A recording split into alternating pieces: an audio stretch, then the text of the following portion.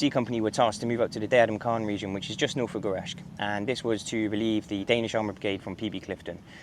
PB Clifton was located on a real bit of high ground, and it was just outside of the Green Zone. Now the Green Zone is pretty much just irrigated farmlands and small Calais, which is like a small village, and it always forms just offside of the Helmand River, which runs all the way through Helmand Province. Runs through all of our major operations where the British forces were, so Musakala, Sangin, Goresk, Nadi Ali, Nari Siraj. Now as we move through these AOs, you realise that the Taliban operate different within each AO.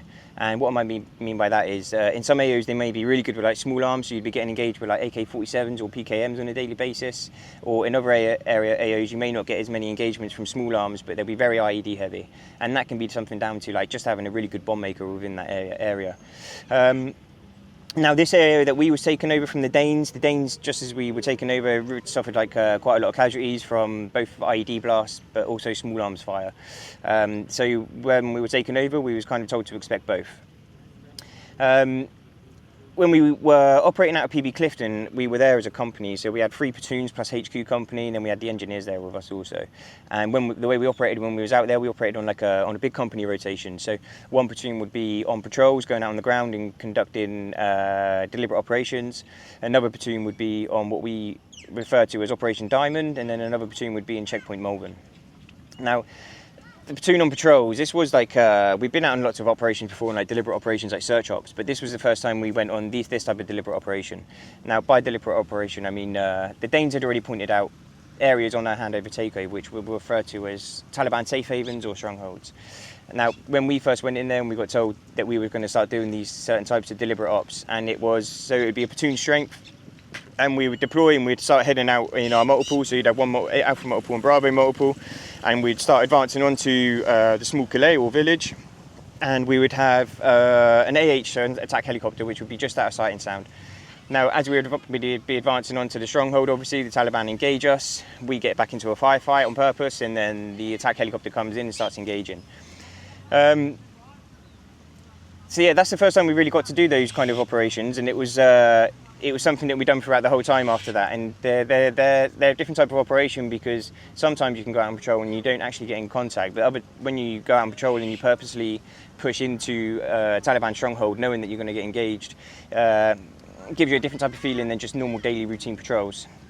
Now if you went on patrols, then you was at either Checkpoint Malvern, and this was a tiny little CP which was right next to the Helmand River, and it was there solely to provide protection for the Royal Engineers who were building a bridge over the Helmand River, which was to connect the locals in that northern region down to the town of Goresk.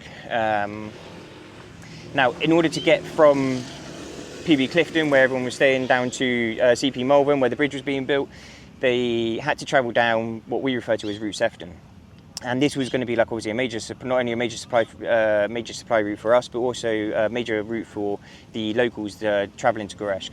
Now, along that route was also an A&P station checkpoint, which you had eyes on that route. However, on the 6th of December 2011, Sapper Elijah Bond was killed as he travelled down that, as they was clearing that route from the engineers. And that was where Op Diamond came from. So if you weren't in CP Malvern, then we were tasked to go on Op Diamond, and that was the reason for that, because those engineers got blown up on that route, and it was vital that we had that route cleared, so we then got deployed onto Op Diamond. Now, Op Diamond was a complete rotation, a 24/7 rotation to secure Route Sefton, and we done that by deploying in Mastiffs. Now, Mastiff is like just a really big, heavy armoured vehicle.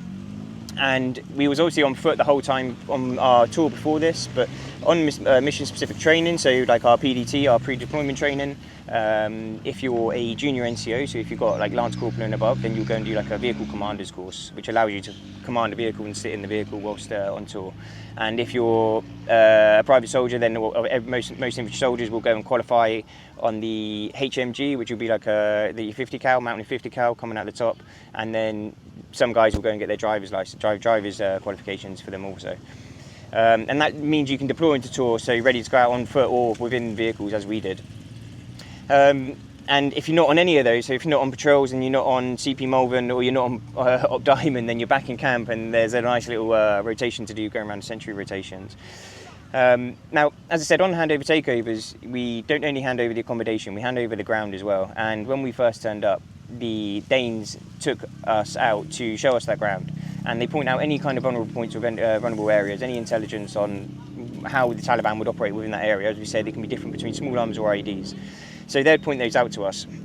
Now, when we first arrived, obviously, if you watch my recent episode, you know that I myself went away to do sniper part ones. And so myself and Private Chapman, who also done part ones with me, we got attached to a Danish sniper patrol. And the goal of this patrol was just to go up onto a bit of high ground and get eyes onto the local area in order for us to just, conduct that handover takeover process.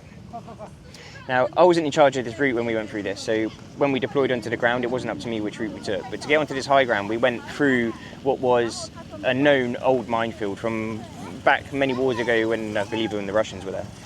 Now, I wouldn't have gone through this route, and as much as like a cleared route was a cleared route, I still probably wouldn't have gone through like this actual a known minefield route. But we did anyway. Now, that wasn't the issue. The thing that made me a little bit more uncomfortable was as we approached the minefield and we started entering into it, obviously the point man got out his Valen and started clearing his route. Now, in the previous episodes, I described how we do a safe lane, but when we clear our route to make sure there's no IEDs, our point man would do a line and then a line either side, in which case creating a visible pathway, working area in which we can patrol down or extract out of if we get in the shit. Now, as we started moving through the minefield, the point man pulls out his Valen and starts clearing the route, but he doesn't do his lines. He only does like a dot down by his foot, and it's just like a dot every other, like however many steps.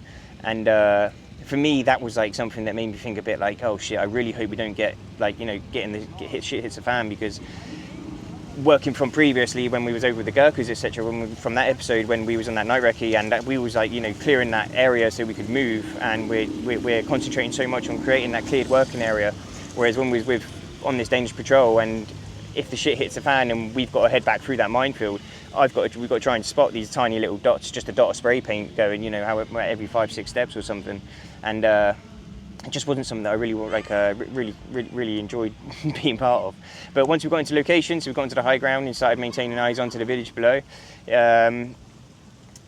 Little did I know that I was maintaining eyes onto the exact location where weeks later my platoon sergeant would get blown up, and that would be a day that changed my life forever. But it was it was just a big shock whilst we was up there. It was like it's just, when I look back now, I stayed at it for maybe like 2-3 hours just staring at that one spot, and then literally 2 weeks later I was down there and experiencing the worst of it. But thank you very much, guys, and we'll see you next week. Us.